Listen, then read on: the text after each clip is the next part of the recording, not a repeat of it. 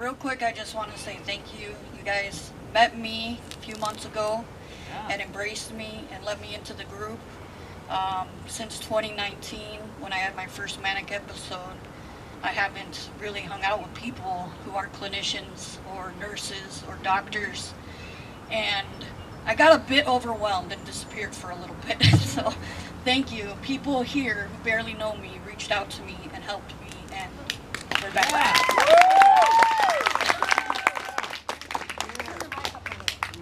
So as much as I love poetry, my passion is writing. And can we turn up the mic just a little bit? It's hard to hear. So please. Just put it to your mouth. There you go. Anyways, I'm a writer, and since having my manic episode and enduring some really bad mental health, I'm very passionate about people understanding that mental health is health, and there's a real stigma.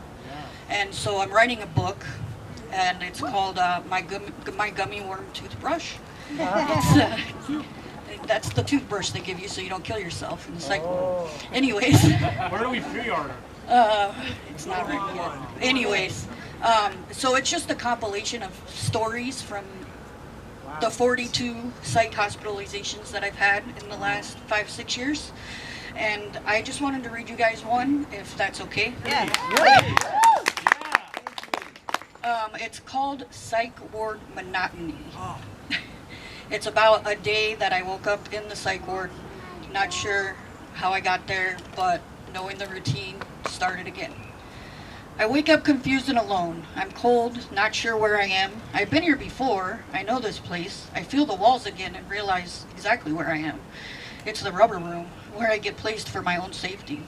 Now I look back and try to remember what brought me through this door, going back through my memory to figure out what led me to this place of sensory depravity. I rewind to the beginning of my day. It's 6 in the morning, and I'm awoken by the nurse. She says, "Labs, Capitelli," in a way that acts like I've been awake all night like she has, and reinforces that she belongs on the night shift where the patients are sleeping, because I'm pretty sure she hates people.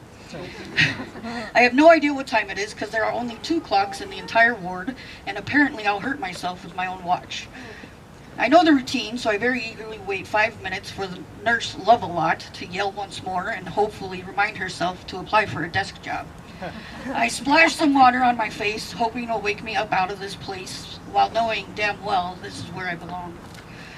The lady taking labs remembers me from my last dozen stays, and asks how long since my relapse. I'm thinking these are the conversations that led to that relapse. So in return, I kindly remind her that I'm a hard stick, hoping that ingrains the nervousness I'm desiring to evoke. 3 attempts later, she gets a real nurse who comes in saying, "Capitelli, are you up to your shenanigans again?" Which I reply, "Isn't it too early for all that?" We finish, and I very excitedly go to the day room, waiting for breakfast while keeping myself busy with crayons and puzzles. Very stimulating. Suddenly, I hear loudness in the hallway and realize it's a combat veteran treating the wall like the insurgents he battled over his 3 tours to the desert. His favorite male nurse comes and is able to calm him without restraint or medication. Someone down the hall says, "Breakfast is ready." We file in and sit at the table of the person we feel most comfortable with, hoping that their meds have kicked in. I receive my tray, my indestructible spoon, because forks aren't allowed, and attempt to figure out what's on my tray. Immediately I notice the chocolate muffin, and then I scope the room for diabetic trays.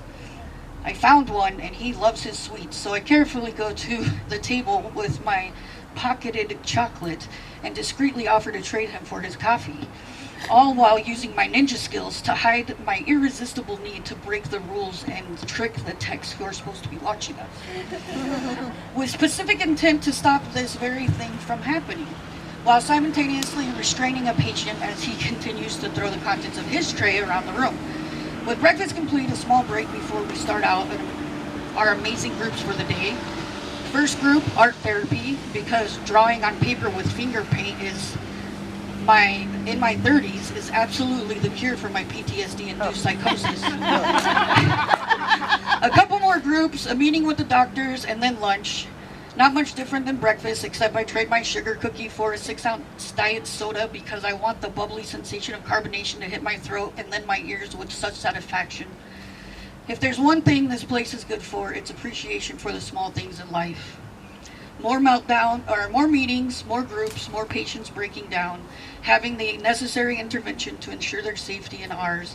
Now it's kickback time. It just so happens this big dude in here, OG fella, Vietnam veteran, wants to watch the Lakers and Bucks game, and Mr. 20-year-old, I got medically discharged, wants to watch Law and Order.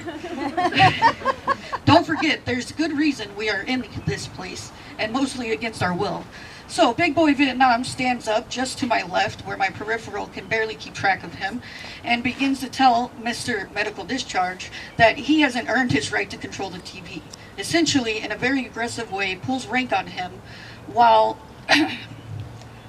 throwing the heaviest table known to man across the room. That's it. I'm in full panic. Escape, escape. Staff trying to calm things down only exacerbates my anxiety and fear, and I take off to solitude of my room. Only when I arrive to my room, there are flames billowing out and into the hallway. I yell fire at the top of my lungs and begin implementing the standard operating procedures for controlling the fire on the ship. Nobody will help. They're eating, talking, making puzzles, taking meds. I start screaming at them as if they're my shipmates and they don't even care if we go down. I'm yelling, fire, fire, man your battle stations. They return my request with an insidious laughter that makes me wonder how they got in the Navy to begin with. My favorite nurse comes in and asks me to take her to the fire. I say, let's go, it's in my room. We get to the hall, and as I look down, I see the flames have worsened, and I feel a great call of duty to keep fighting for my oblivious shipmates in the other room. My favorite nurse gently touches my arm because she knows I might reflex and says, Mandy, there is no fire. We are safe. How can she not see the fire, feel its warmth, and respond with all this stupid nonsense? I don't buy the bullshit she's trying to sell me, so I keep hollering and trying to persuade people to help me put this fire out. My favorite nurse looks me in the eyes and simply states, Mandy, I'll show you. There's no fire. As she starts to walk toward my room and the fire, I end up scared for her life. I do the only thing I know, and I run and tackle her to the ground, knowing that's the only way to save her life. Then, all that brings me back to the beginning. I'm waking up in this rubber room, not knowing why I'm here.